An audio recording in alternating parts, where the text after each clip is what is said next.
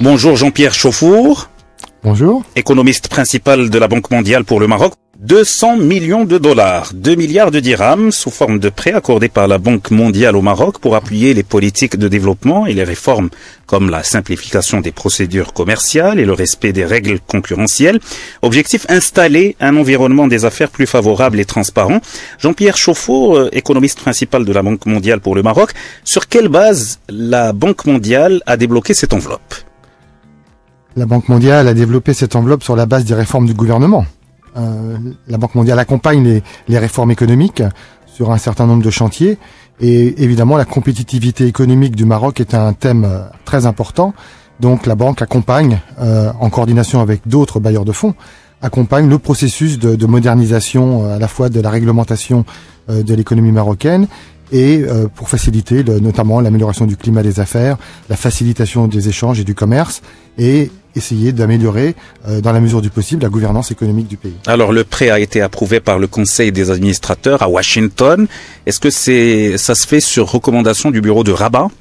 Tout à fait. C'est-à-dire que en l'occurrence, pour ce prêt particulier, les chefs d'équipe de ce prêt sont des collègues basés à Rabat. J'en fais partie moi-même de cette équipe. Et nous avons mené un processus qui a d'ailleurs duré plusieurs années, puisque c'est le second prêt d'une série de 2 prêts d'appui à la compétitivité du pays. Le premier prêt avait été examiné par le conseil d'administration de la Banque mondiale en mars 2013, donc il y a exactement 2 ans.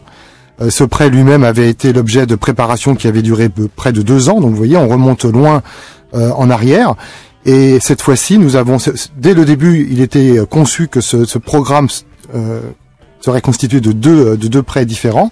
Et donc là, nous arrivons 2 ans plus tard, en mars 2015, avec ce second prêt qui vient dans la suite du premier poursuivre les réformes dans les différents domaines que j'ai mentionnés et pour s'assurer que le processus avance et que le pays puisse bénéficier d'un renforcement de sa compétitivité. Alors vous insistez sur la facilitation des démarches administratives, mais vous évoquez aussi l'aspect de la défense commerciale, c'est ce qu'on appelle les mesures anti-dumping.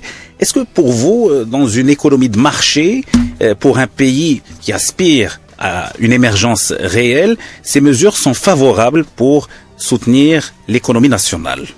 Alors peut-être que je devrais rappeler dans un premier temps, c'est que l'appui qui consistait notamment à la promotion des réformes de la politique commerciale et la facilitation du commerce visait à accompagner le processus de déréglementation tarifaire.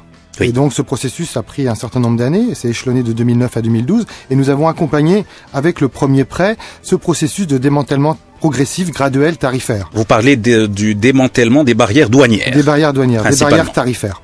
Et on travaille aussi par ailleurs sur les questions de barrières non tarifaires qui sont très importantes de nos jours, qui touchent à toute la réglementation des échanges. Je pourrais y revenir si vous voulez. Mais ce premier prêt, donc de 2013, lui visait à accompagner ce processus de démantèlement tarifaire, même si des tarifs restent relativement élevés au Maroc pour ce qui est des tarifs maximum, qui se situent toujours autour de 25%.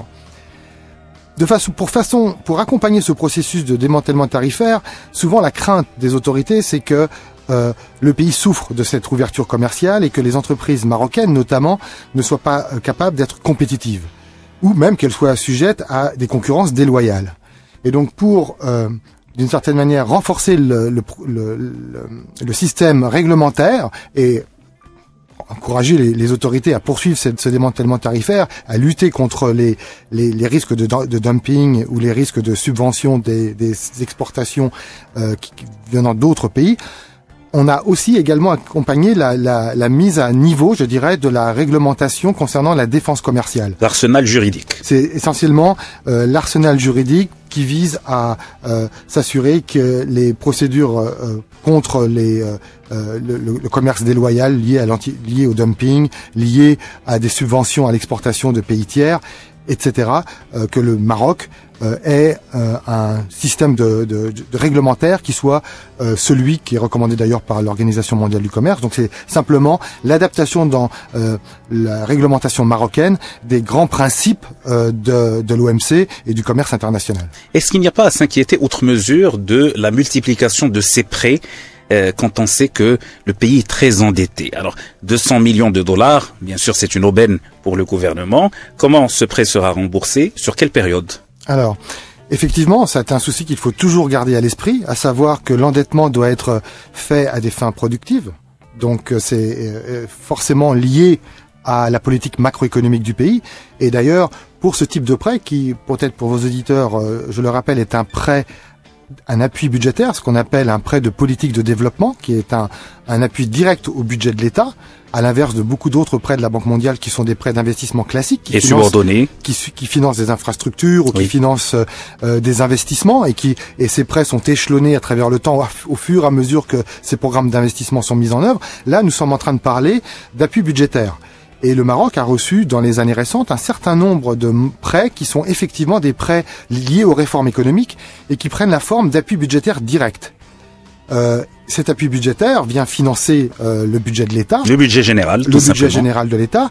Et il est conditionné à un cadre macroéconomique qui soit soutenable. Oui. C'est la première précondition de ce type d'appui budgétaire. Pas simplement au Maroc, pour l'ensemble. La mobilisation de cet instrument par la Banque mondiale dans tous les pays du monde suppose comme première condition que le pays soit sur une politique macroéconomique qui soit soutenable, qui veille à ce que les déficits soient maîtrisés et que la dette de l'État n'explose pas. Donc l'objet de ce prêt n'est pas de venir financer un dérapage budgétaire, par exemple. Ce n'est pas du tout l'objet de ce type d'instrument. Mais concrètement, pour le prêt de cette semaine, les 200 millions de dollars, sur quelle période sera-t-il remboursé? Avec quel taux? Alors, le spread, donc le taux, lui, est variable. Donc il fluctue en fonction du marché, donc en fonction du marché futur. Il est remboursable sur une période de 25 ans, avec un différé d'amortissement de 4 ans et demi. Donc vous voyez, une période de grâce et une longue période d'amortissement. Ce qui fait que ce type d'endettement pour l'État marocain reste quand même préférentiel par rapport, par exemple, à l'accès aux marchés financiers. Lorsque l'État va sur les marchés financiers, les conditions, les termes et les conditions des emprunts ne sont pas aussi favorables. Et ce prêt a été négocié avec le gouvernement marocain. Bien entendu. Alors, nous allons revenir au travail de la Banque mondiale au Maroc dans la deuxième partie de cette émission. Autre actualité de la semaine, elle est relative à cette annonce de 5 milliards de dirhams d'IDE attendus, des investissements américains annoncés par Marcus Jadot, secrétaire adjoint américain au commerce, à l'industrie et à l'analyse, qui était à Rabat cette semaine. Les Américains à la rescousse, alors que le flux des IDE a chuté de 15% en janvier. Oui. Je ne mettrai peut-être pas l'accent sur les fluctuations mensuelles des IDE, puisque ça s'inscrit plutôt dans des démarches à moyen terme d'entrepreneurs étrangers qui veulent investir au Maroc. En fait, si l'on regarde sur une base plutôt annuelle, qui donne peut-être une meilleure mesure du comportement des IDE, on s'aperçoit en fait que le Maroc continue à bénéficier d'un flux important d'IDE, de l'ordre de 3 milliards de dollars par an. 2,9, 2,8 en fonction des années. Donc de l'ordre de 3 milliards de dollars. Ce qui est une aubaine pour le pays. Et ce qui est aussi un gage que le gouvernement et que le pays, de manière plus générale, s'adapte à la mondialisation, est capable de s'organiser pour pouvoir bien recevoir ces investissements et les rendre profitables. Donc c'est une bonne nouvelle que les États-Unis participent évidemment à ce processus d'investissement direct étranger, qui sont tout de même dominés par les Européens. Et donc, c'est une bonne nouvelle pour l'économie marocaine. Les recettes douanières ont hausse de 1,9% en 2014 à 85,6 milliards de dirhams, et ce malgré la stabilité des importations. Il y a de quoi se réjouir, Jean-Pierre Chauffour, même si l'administration des douanes et impôts indirects prévoit une baisse de ses recettes en 2015. Oui, c'est lié à ce que l'on disait à l'instant, c'est-à-dire qu'il y a un processus de démantèlement tarifaire, et la conséquence immédiate de cette réduction tarifaire, c'est qu'il y a moins de recettes liées aux échanges internationaux. Ce qui n'est pas forcément une mauvaise nouvelle en soi, c'est-à-dire que le basculement de l'assiette fiscale, je dirais, de l'extérieur vers l'intérieur, donc vers l'économie domestique, est tout à fait normal, et c'est lié au processus d'émergence et de développement du pays, donc c'est tout à fait normal. Et comme le Maroc s'est engagé avec un certain nombre de partenaires préférentiels, notamment l'Union européenne, les États-Unis, la Turquie, les pays arabes, à avoir à terme une zone de libre-échange, évidemment que ces tarifs qui sont normalement collectés au niveau des douanes ne sont plus collectés, et donc une relative pression à la baisse, je dirais, sur les recettes douanières. Mais juste peut-être un mot pour revenir sur les investissements directs étrangers. Oui.